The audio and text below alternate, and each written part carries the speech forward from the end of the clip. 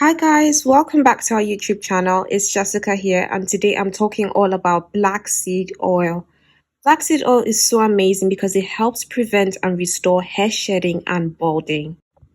Black seed oil is actually an essential oil and is known to be potent, so it must actually be mixed with a carrier oil. And today we'll be mixing it with argan oil and castor oil.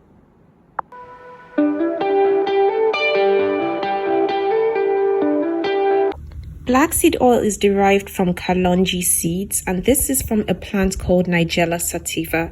This plant can be found in Eastern Africa, it can be found in Europe and the Middle East as well. Now, black seed oil is known to be amazing because it contains anti-inflammatory properties. It helps with scalp issues such as psoriasis, fungi issues, but more than anything, it contains something called saponin, which really helps to boost hair growth.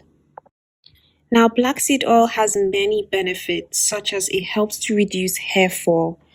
It contains anti-amino acids, which really help to moisturize the hair shaft and reduce hair fall.